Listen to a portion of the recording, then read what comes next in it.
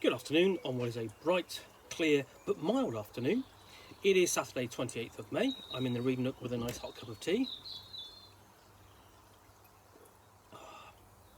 And a parcel to unbox. Basically, this is come all the way from, it's from FantastiskFiktion from Sweden. So let's get it open. So yeah, has that nice little sticker on the back. And pulling this open, what we've got inside, part of it, is everything. Yep, is this? Actually, sort of like typical actual photograph of well, a penitentiary, because this is life and death at Freedom Penitentiary. So I'm going to remove paperclip. I'll keep that to one side. Life and Death at Freedom Penitentiary is a Swedish role-playing game. It is, you see, did you get caught? Did someone rat you out? Perhaps you got sloppy in the end. It makes no difference now. You're in the system. To them, you're nothing but a number, another dot on a plot. You might have been the greatest bank robber of your generation. Maybe your flawless drug heist brought you mountains of cash and blow.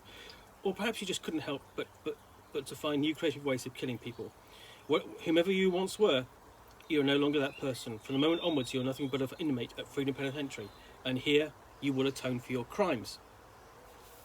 So this is a role-playing game about surviving and existing as a prisoner. And you can get a multi-purpose tool, i.e.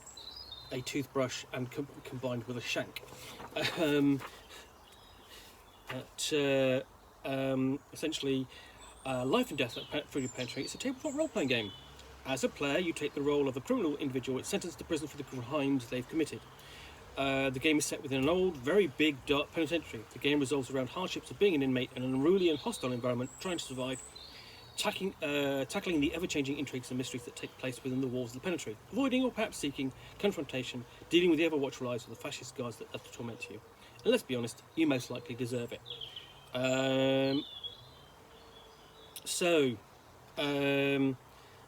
This, this could be easily, we see, Escape from Alcatraz or the Shawshank Redemption role-playing game. But I suspect it's much darker than either of those. Although, of course, they do get dark in places because it's a prison. So here we have a description of the hierarchy and the rules. And the rules are: never hit a guard; it's not worth it. Don't be a rat. Never share your food. We've got the guards and essentially what they do. There's a list of things that they do there. And description of the facilities. And this is almost, and it's essentially done as a pamphlet, I'd say, so it's quite an odd format. It's subtle sticks, but it feels a little bit different to your average other role-playing game. But here we actually finally sort of like get onto the rules and creating characters.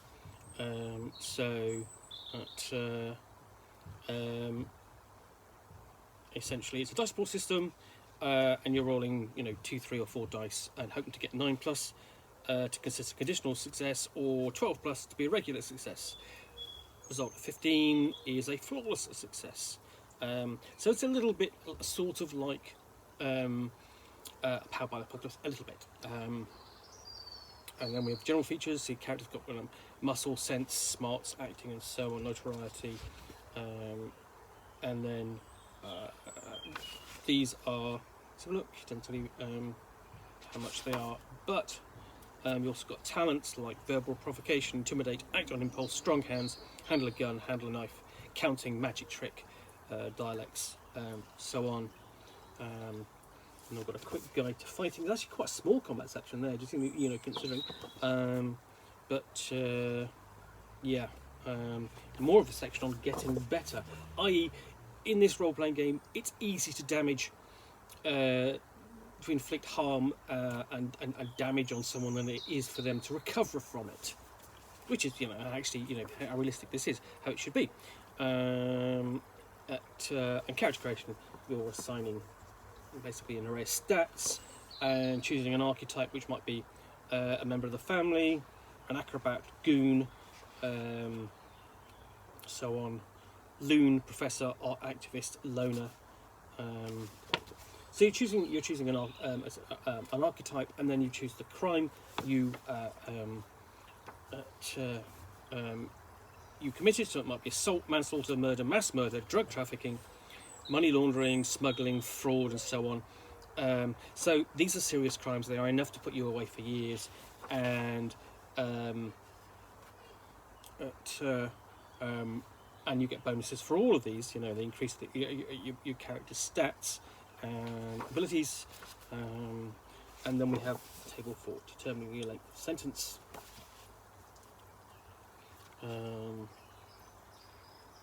And you get weapons and personal belongings and your job within the facility, and, you know, basically creating further about your character.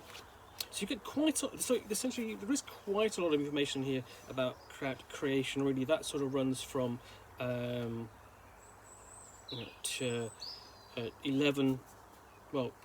to 21. So that's basically 10 pages. That's a good sort of like almost half of the book. We get on to running the game itself, and it's a game of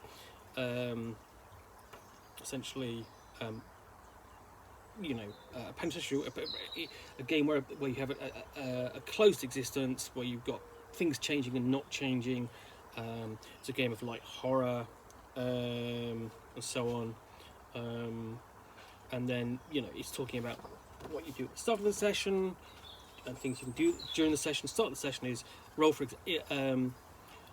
execution date. So if any of the characters have a sentence level of 4, you need to roll to see if their execution date is set. So on during each session. So you think that, you know, the guards might search the cells. So you have things you're handing out, nods and dots, essentially bonuses to the characters, and then you have a list of NPCs, and then at the end of it we have a scenario generator.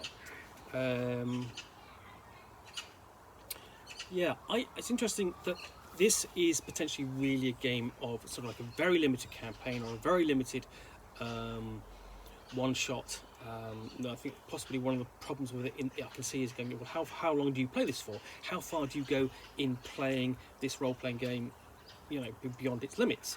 And I think perhaps it could have done with a bit more obvious advice on that I could see. But I think this will be interesting to play as sort of like as a storytelling game, or sort of like a very short campaign, or a one session. You know, I can't think of very few role-playing games that actually deal with people being in prison and surviving that existence. But you know, the other thing to look at this, if you want to look at it as perhaps as on an ongoing campaign basis, you might watch more than a few episodes of Oz, which is the David Simon series set in the prison in Baltimore. That's really good, and take that as inspiration. I'm hoping that, obviously, I know that whether or not this will be available as a PDF. Fortunate enough to get a print copy. It's mentioned, I think, in an issue of Senate magazine, which is how I found it, and I'm going to look forward to reviewing this. Anyway, I hope you have enjoyed this unboxing in the Nook. If you have, then please do click on the like button down below. And if you've got any comments or feedback, I appreciate you taking the time to post those as well. And lastly, if you want to be alerted to yet more unboxings in the Nook, where you will see me out here with parcel and a book or game which I will unbox and chat about to the best extent of my knowledge, all of course accompanied by a nice hot cup of tea,